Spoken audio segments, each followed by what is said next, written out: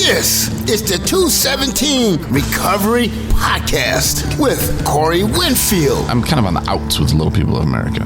Wow. So I tried getting on a dating site once, and they would not let me on there because I'm not a little person. And co-host Marney Winfield. You're tapering yourself down from your hangover or whatever. Oh no, when that started rolling into a whole another entire day of drinking, it just didn't stop.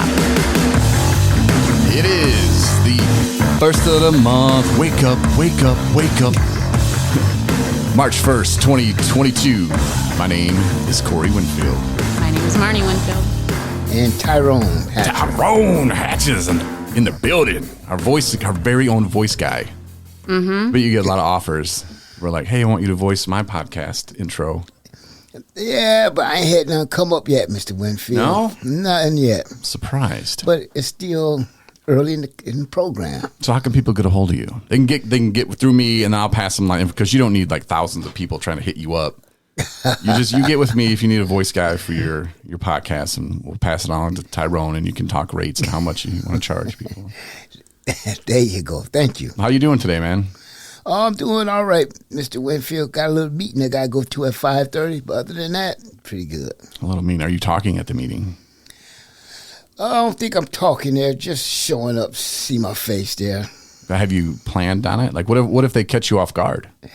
Oh, well, I got a picture in my phone. I just show them the picture. What if they're like, Tyrone, get up there and tell us a little bit about yourself? Would you do it? No, I don't think so. What if you went up there and just made up a crazy story? Start talking about caveman. You tell my caveman story from the other day. Oh, you said they was before Adam and Eve, huh? Mm-hmm. Yeah, that was Tyrone's question because he listened to the podcast, and that was his question was like, hey, were they before Adam and Eve? And I said, yeah. And then today when we got here, he got out of the car, and he's like, are you sure about that? And I said, well, where in the Bible does it mention dinosaurs? It doesn't. Mm-hmm. So some would say, well, that means the Bible's fake. Nah, it means that guy was done with that. He was like, I'm over it. You know, that was his early years. And he was into dinosaurs like most kids are. And so he just did away with them. It was like, I'll leave their bones, you know, so that way kids can play with dinosaurs because I like dinosaurs. But let me start over, you know. And he saw that the caveman was kind of getting eaten by those other dinosaurs that the other dinosaurs were building. So he knew that I got to start over. Can't mess with no dinosaurs. And so that's when he started with Adam and Eve. I think that's how it worked. My professional opinion as a radio broadcaster, it sounds pretty good. I'd like to hear your theory on it, Tyrone and Marney. Oh, well, I don't know. I thought Adam and Eve was first. Mm-mm. I'll just stick with what you got going on. I think in China they made alcohol before Adam and Eve. Don't ask me how that's possible. Maybe it was after. So they had the spirit water back then, huh? I guess. Wow. Man, could you imagine like coming home from hunting? Because I think that's all they did was hunt, right? And build stuff. And then, there's your father-in-law, passed out on the rock again. You catch no fish today, lost his lure. And you're trying to talk to your wife. You know, that means in caveman, that's get out, get your loser dad out of my house. He's drunk again. And then she goes, and back in caveman talk to him. And she's like, but that's my father. And then he's just like, wow. That which means I've had enough, honey. I'm leaving now. And the whole family breaks up because of alcohol. See, I think it goes back that far. Wow. Alcohol's a problem. So you think they had NA meetings back then? Oh, no. I think what they did was this is what I think, you know. Of course, people could question me, and feel free. My email is Corey, C-O-R-E-Y, at 217recovery.com. I think they would go out on these hunting raids, and they would say, which means send the old man out first, and then it was an old hunting accident. You know, they'd sling their rocks or whatever they did, and they hit him, and then they go home to the wife and talk, hey, you know, sorry about your dad. He got in the way of the arrow.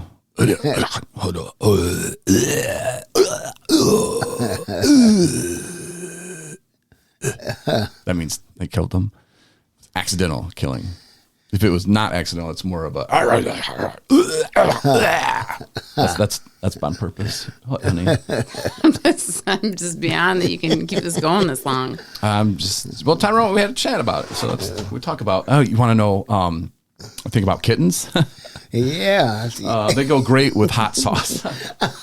Oh, geez. No, the kitten is on the office desk, and she was on my chair, and she's places that she should not be. So she's just a kitten. Yeah. So, Marney, how are you today? What's going on? I'm good. I had a meeting this morning. Went really well. And Like AA meeting? No. This was a relapse prevention group. Mindfulness and relapse prevention. Let's talk about some of that today, then. Sure. All right. Well, what's some stuff that you talk about? Today we were talking about stressors. Oh, can we role play? Let's role play today. Tyrone likes it too. All right, so me and Tyrone, say you're a recovery coach because you're going to sign up for the training through Michigan, which is awesome. So I'm coming to you. I'm having a hard day today, and I come up to you, Tyrone, and I'm like, man, my boss is tripping. I was 2 minutes late to work today, but I had to do all this other stuff before work, and I ended up, I was 2 minutes late, but I could have been 20 minutes late, but I busted my ass, and I got there, and I was 2 minutes late, man, and now he wrote me up, and I just say, F it, if I get written up one more time, I'm fired, man. I need to go use, man. I need a drink. What would I do? Well, first thing I would have to do, I would have to talk to him and tell him that Talk to me, Tyrone, I'm right here. his roles. Maybe he should have washed dishes when he got home, or maybe he should have cut the grass. Do it after you come home from work. Whatever chores he had, or whatever it was so important. You're right. That's probably a good start. How would you address that, Marney? Am I the recovery coach? Yeah. Boss is stressing me. I just 2 minutes late. It's gonna write me up again. One more time, I'm fired. First, I would stress the importance of keeping your job in general. If it's something that, and what were the reasons why he was late, and what can we do about getting him back on track time wise? Do you have an alarm set? You mean it's my fault? My boss is the one that's going to fire me. Yeah, you have to take responsibility for your actions. What's responsibility? It's not my fault. I was only 2 minutes late. It's everything else's fault because my wife had me doing this and I had to do that and change the diaper. And I was late, man. Well, you need to, how about why don't we try having you leave 10 minutes earlier every day? Just in case something pops up last minute. So get up 10 minutes earlier and plan your day. That's a good. That's just 10 more minutes that my wife's going to make me do something else. Or what about check day? Do you be late then? It just goes in my account, They bro. got something you want, and they show up on time. I know I did. It just goes in my account. Matter of fact, I think I came in early and sat down and waited until I had to go to work on check day. Oh yeah, let them be 2 minutes late with your check. Yeah, it's a whole different thing now. I lost my money. You owe me that money. But though, that's a good point though. That's amazing. Something you want, you will be on time for it. Mm-hmm. But getting to work late, it's a burden now. It's made like they really need you. Mm-hmm. But when check day come, you're there. And so that's something to think about. You got to put your priorities. You got to look at your priorities. Yeah, and I used to do it at a job. I'd always show up late, but I didn't really care. But you have to think about it, though, that you are affecting other people because there is somebody waiting on you. Like the job that I was always late for, they wanted you to be there 15 minutes before your shift starts. You ain't paying me for that 15 minutes, so I'm good on that. But if I would have got there 15 minutes, I could have been all set up. I could have been ready to go. I probably would have made more money because it would have given me a raise. Corey's here 15 minutes early. Like, it might have not got paid for that 15 minutes, but that 15 minutes isn't hurting me. That 15 minutes guarantees that if I do run into a problem, hey, I got a 15-minute window. Right. Just responsible thinking. And it wasn't about, well, I'm not getting paid for that. It was for me, but it shouldn't have been. Well, I'm not getting paid for that 15 minutes, so F them. I'll show up right at 7. Okay. It didn't need to be that way, but that's the way I kind of played it off. And I didn't really want to be at that job. Yeah. But I was kind of forced to be there. I was on probation. The judge was like, well, you can't be in radio anymore. And I was like, what the fuck? And she's like, yeah, I know all these the drugs that go on in radio. You can't be in the radio. You can't be on the radio. I was like, how are you can't tell me what to do. You're like, lady, where do you want me to work? Yeah. There's drugs everywhere. I'll go back. You need to go back to college and all kinds of stuff. And I'm like, what? Like, okay. But I affected the other. Do you think that dude wanted to walk around looking for me, see if I was there at 7:00 and then having to write me up? You know, he'd rather been probably getting coffee. Yeah. You know, talking about whatever was on TV last night, talking about the game. You know, he didn't want to go chasing me around. Well, is Corey here? Jesus, I got to go find Corey, you know, and make sure he's got his machine set up, you know, and see if he's too hungover today. But it's just those little bitty changes that you can make in yourself. And right. But then again, too, Corey, you have to look at, too, though. You have rent come up. You have car note. And you're jeopardizing your family because, you know, you're the family head. And so sometimes it might be better just to get there a little early. Yeah, and then at least if you're always late, you ain't got to worry about no write-ups. You get too many write-ups, you get fired. So or you just become the boss and just call it Corey time. Now Winfield time. He'll get there when he gets there. He'll get here, just not sure when. It's not going to be the time he said, but he'll be here. Yeah. So you have to. So that's something serious, you know, and especially in recovery.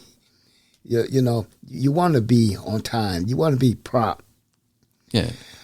Because you get fired, then you might go back to what you was doing. Yeah. And most people, I would say, that are in active addiction aren't showing up on time. I mean, maybe there are some, you know, that still show up on time and do what they need to do, but it's that sense of pride, you know, and that really can instill moving forward with your new game plan. You know, if that's something that you've never done before, never tried, you know, just give it a shot. Have some pride. Take pride in what you do. And, you know, I was kind of talking, I was like 20 at the time, 19, 20 when that happened. So I was just kind of like, whatever. But I would expect someone who is a little bit more mature to handle it a lot differently. If they have a family, they probably already are showing up a little bit early. You know, sometimes hungover, but it doesn't have to be that way. You know, there is a life of recovery. And some people will say, well, you don't even have to stop drinking. Some people say that. Some people say it's harm reduction if you only drink a pint instead of a fifth tonight. I was never able to do that. I was always drinking until I passed out. You know, that's why I can't drink anymore. And I love this life. I love the life of not doing drugs. You know, it's really, really working out for me pretty well. So because you see the benefits it's giving you now, you know. But I had to have a plan. I mean, we've all kind of had a plan, different ones.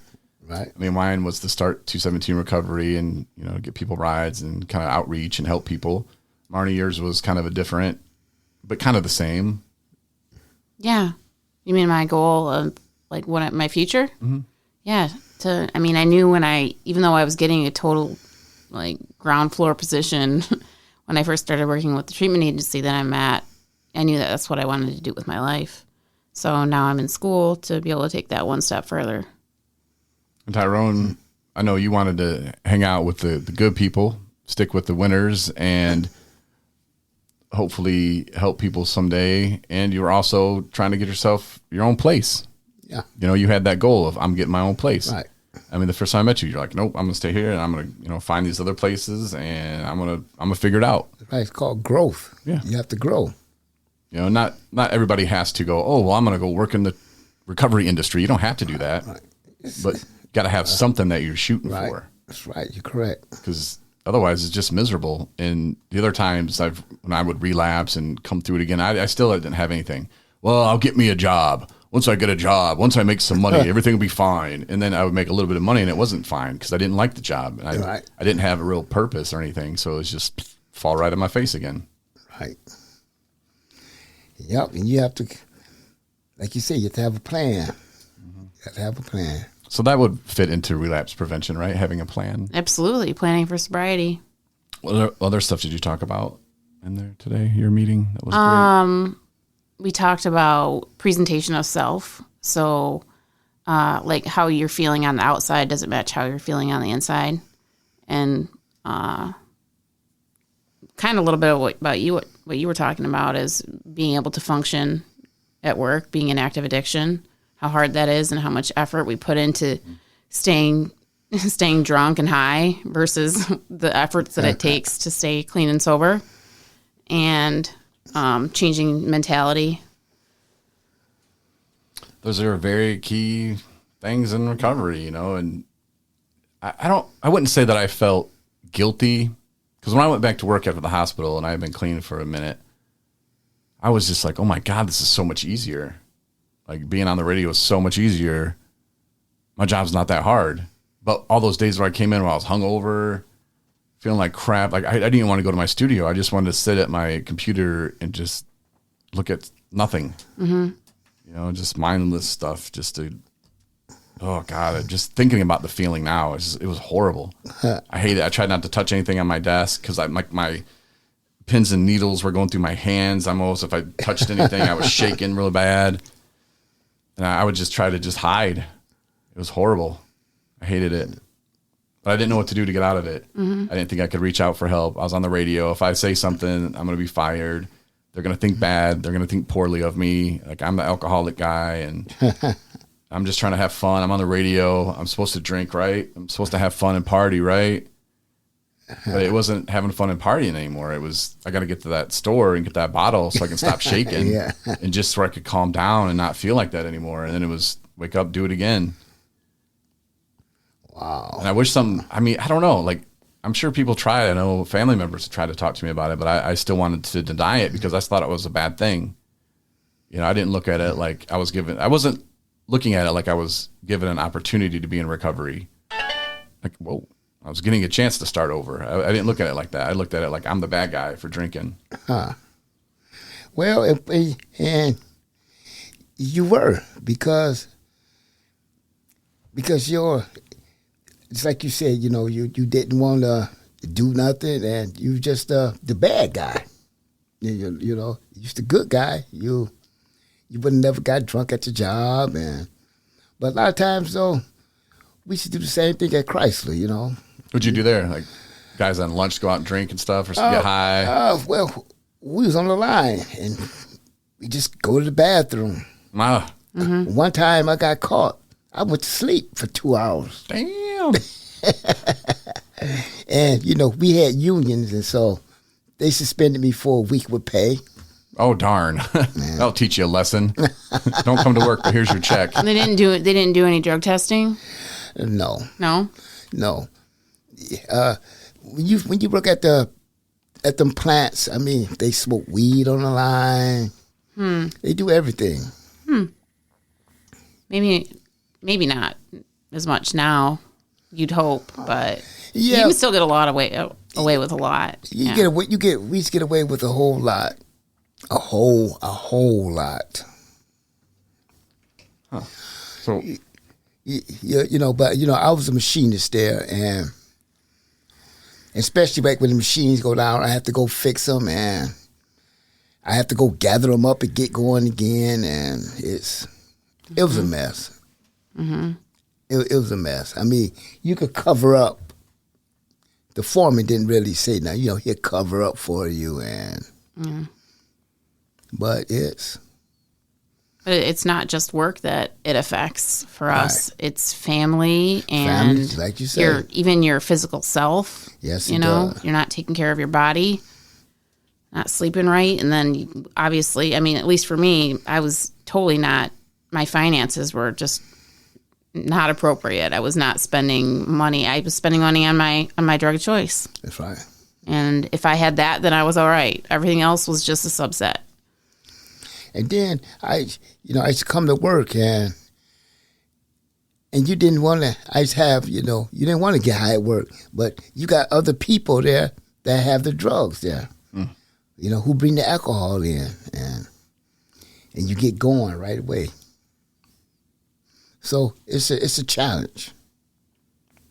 So it sounds like there was some peer pressure, kind of, or just because it was available. Well, it was real available, and I wanted to stop. I really didn't want to do it, but he had it there, and so just did it. Mm-hmm. And then to come to find out in the long run, here it is. I'm sitting up here broke, and I'm owing him $200, and And I got smart. I said, whoa, wait a minute here. I come to work. I'm working for free. Right. You know, that's the mentality of it. You know, I'm working for free. So. Well, you're not working for free. You're working for your addiction. I'm working for my addiction, Yeah. right? Yeah. I know that. When I worked at that shop, they had these little, and they might have had them at your place too. They're like little red Sudafed pills, but they weren't Sudafed, but they were like little red pills, and people would pop them all day. Well, it's stuff that's in meth, you know, like yeah, it was like little cold pills, and man, I remember I took like 3 of them one day. And I was wired, and I used to take them when I would come in and I'd be feeling like down. I wouldn't take 3 of them, but I'd take one, and it would give me a little buzz going, you know, through the day. What did they say it was for? Whatever.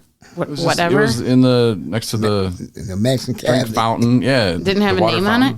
It probably did. Yeah, it did. But I mean, they were just little. It was for like sinus or cold or something. Yeah. Wow. It was like little Sudafed, but it was just like little. It was speed. Yeah.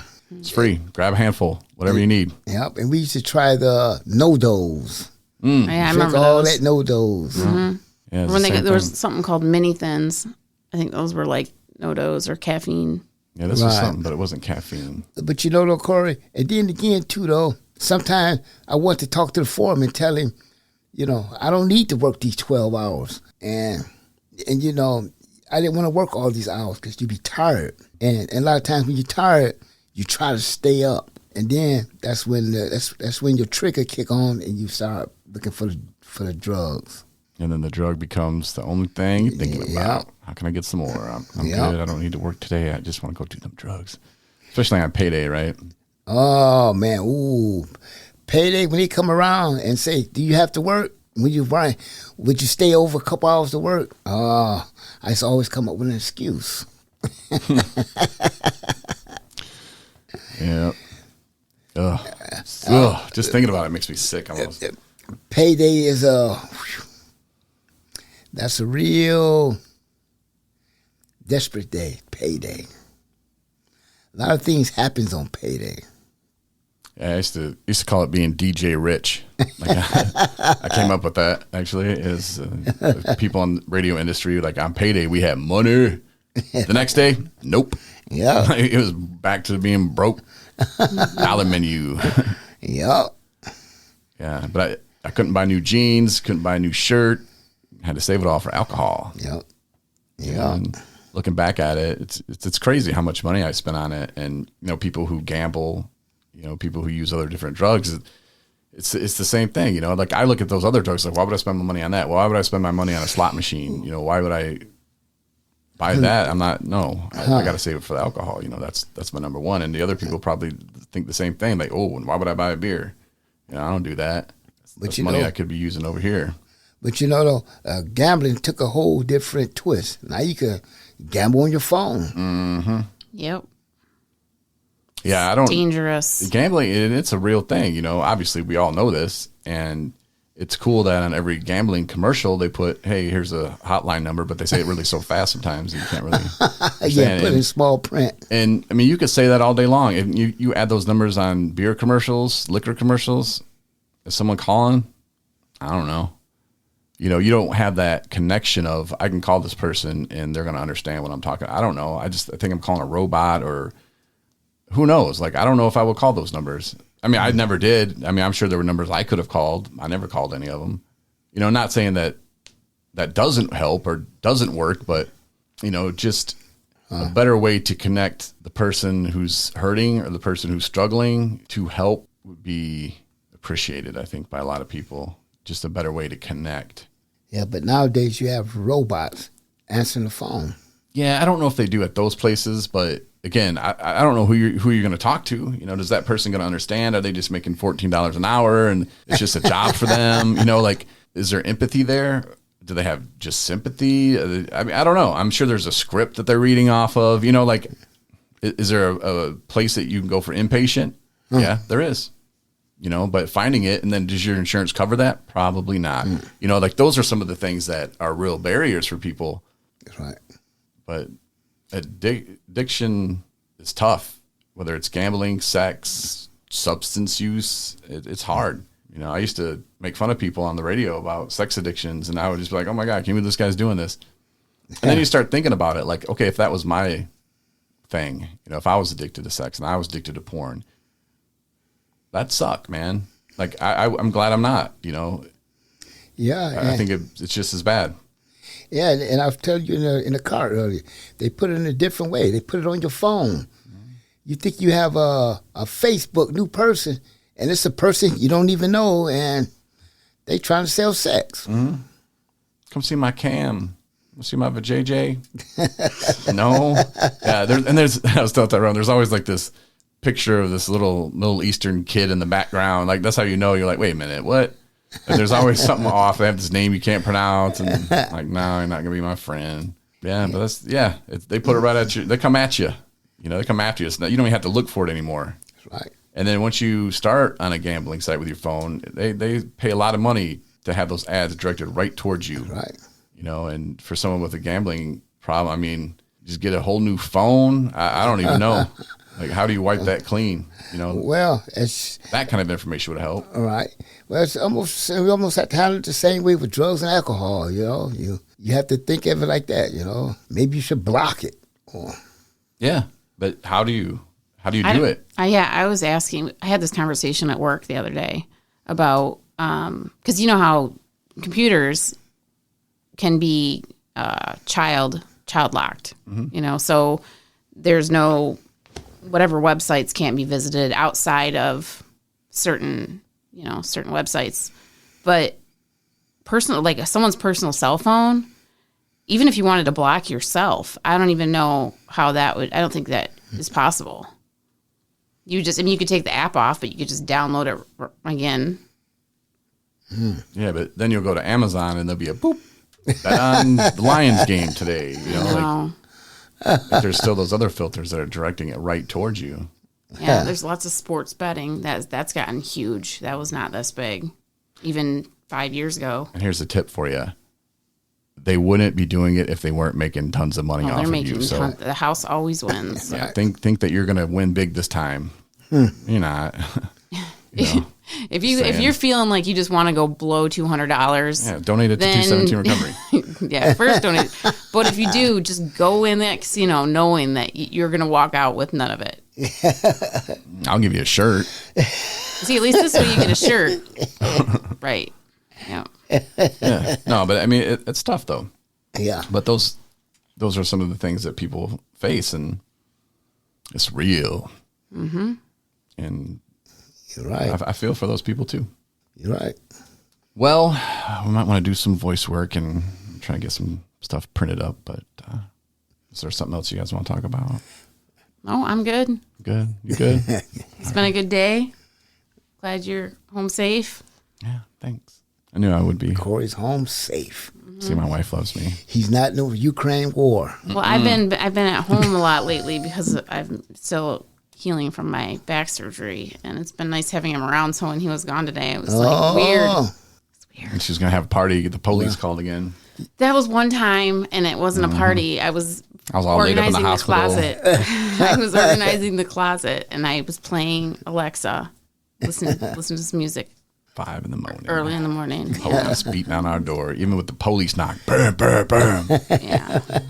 Oh. I think I just started Alexa by accident. Party. See, that's her code word for Alexa. Start the party. But, all right. Well, we're out of here. All right. See ya. See ya. Thanks for listening to the 217 Recovery Podcast. Be on the lookout for a big old van in northern Michigan. To find out where it will be, check the app or 217recovery.com. Oh, you recorded that? Oh. What else would you say? Boy, Corey, that's a big old van.